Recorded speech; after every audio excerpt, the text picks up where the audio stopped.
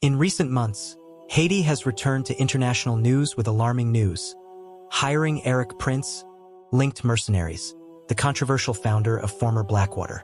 The phrase that echoed from the Haitian authorities was straightforward: "We tried everything," an outburst that reveals the extreme level of crisis and instability that plagues the Caribbean country, putting it again under the world spotlight because of the presence of foreign paramilitary forces.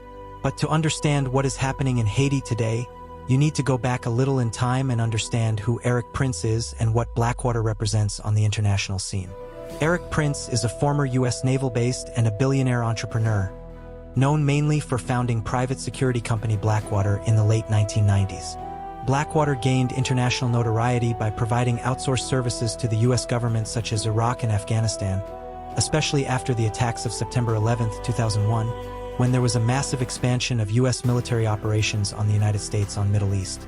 However, the name Blackwater was not only famous for its military operations. The company was involved in one of the greatest controversies in recent history when, in 2007, its agents killed 17 Iraqi civilians in Nisour Square in Baghdad. This massacre generated worldwide outrage and placed private military companies at the center of an ethical and political discussion on the limits of their performances.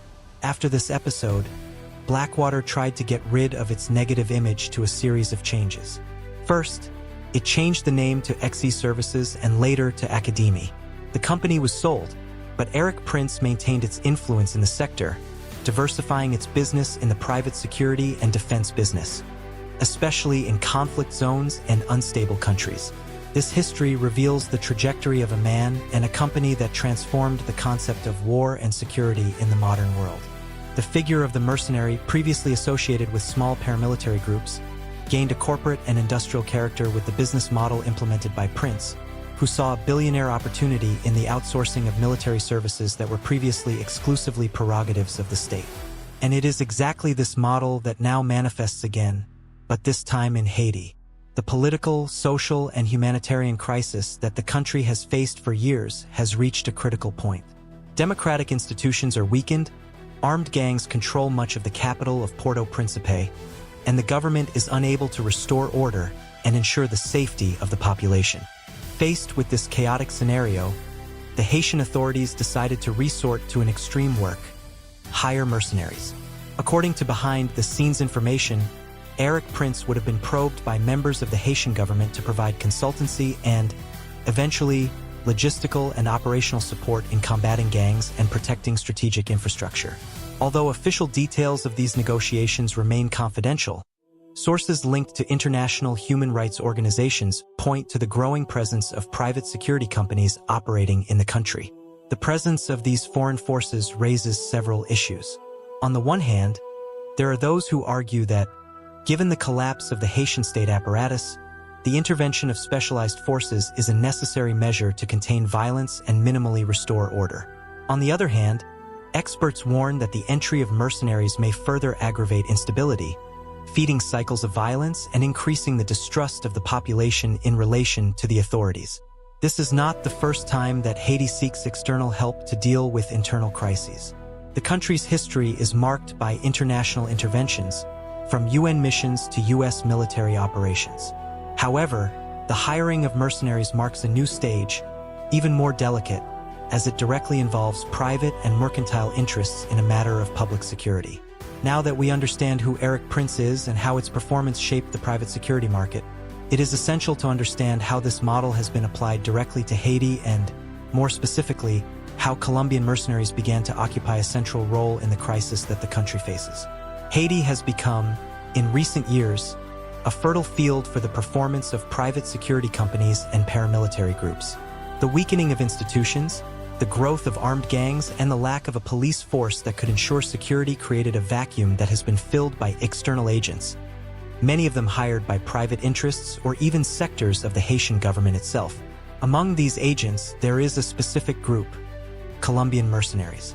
Many of them are former military men from Colombia, with years of experience in combat, especially acquired during the Colombian internal conflict against guerrillas such as FARC and ELN. This history has transformed them into highly trained and internationally sought after by private security companies. This is how, in July 2021, the world was shocked by the murder of Haiti President Jovenel Moïse. The attack, executed within the official residence, had a direct participation of a group of Colombian mercenaries, hired for the mission through a complex network involving private security companies and individuals with political and economic interests in the country. The participation of these mercenaries in the murder of the president brutally exposed the presence and influence of these foreign agents in Haiti. More than an isolated episode, the case has revealed how the country has become an environment where external forces operate on the sidelines or often with the tacit support of local authorities or business sectors. This model of action is not exclusive to Haiti, but the country stands out for gathering extremely all the elements that favor the presence of mercenaries. Institutional crisis, extreme poverty, endemic violence, and absence of effective regulatory and control mechanisms. Private security companies like Blackwater or today, its successors and competitors see in these contexts a market opportunity. They offer not only armed protection, but also training services, intelligence, and logistical support, becoming fundamental actors in regions where the state failed to ensure the minimum security to its population. In the case of Haiti, the government's appeal to the aid of private forces occurs at a time when public security collapsed completely.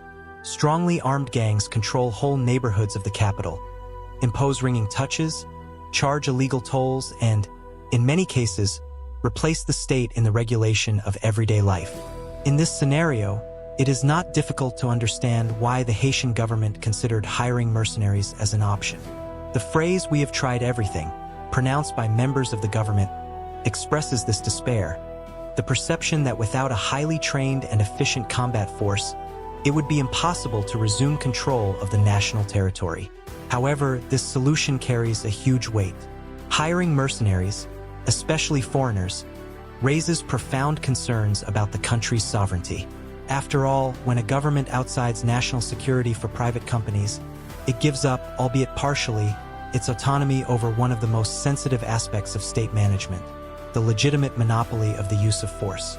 In addition, the presence of foreign mercenaries in Haiti generates distrust in the population.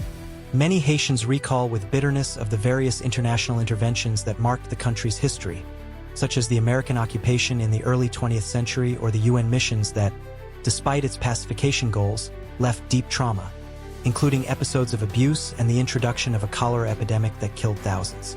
Therefore, the presence of these new actors, armed and motivated by financial interests, reopens historical wounds and feeds the feeling that Haiti remains, even in the 21st century, hostage to the decisions and interests of foreign powers and transnational corporations. We arrived at the last block of this video, where we will deepen the ethical, political, and social implications of this increasingly common practice.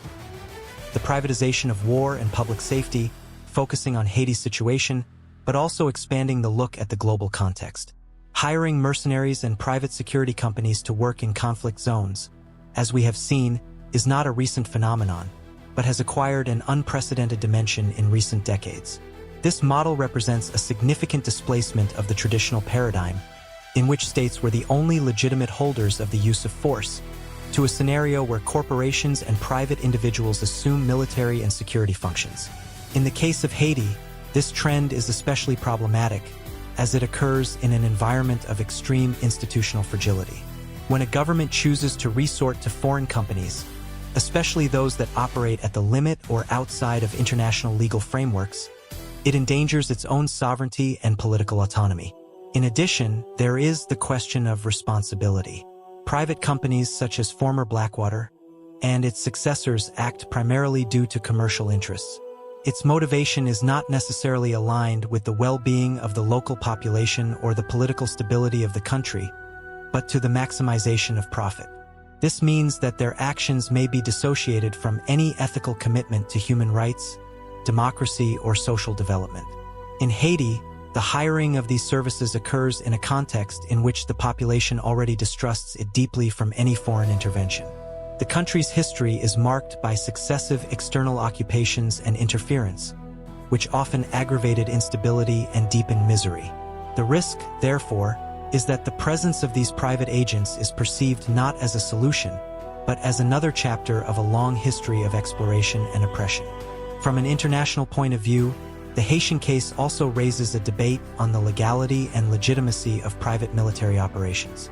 International law still lacks clear and effective mechanisms to regulate the performance of these companies, which often operate in gray areas, escaping the control of multilateral institutions, such as the UN. There are also deep implications on the concept of war.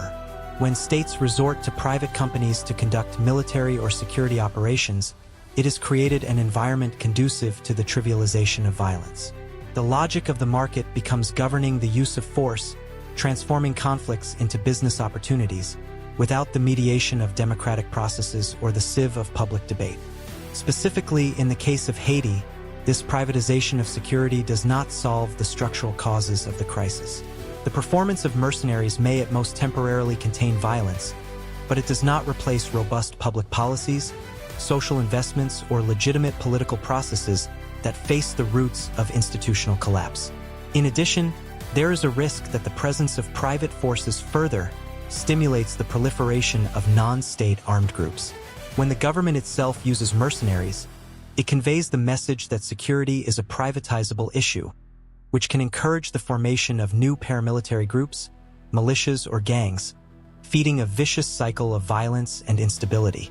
Ultimately, the Haitian case serves as a warning to other nations facing similar crises. Outsourcing security may seem like a quick and effective solution, but it carries with it immense risks to national sovereignty, the protection of human rights, and the construction of just and democratic societies. This video sought to show how the intersection between economic interests, private security, and political instability creates a highly complex scenario in which fragile countries such as Haiti become territories disputed not only by internal political forces, but also by transnational and mercenary corporations that operate from the interests of the common good.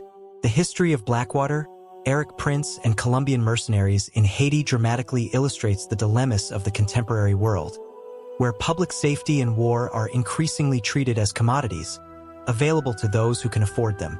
We end this video inviting you to reflect on the ethical and political boundaries of this model and the importance of strengthening democratic institutions and public security mechanisms as an alternative to solutions that, although effective in the short term, may irreversibly compromise sovereignty and dignity of nations.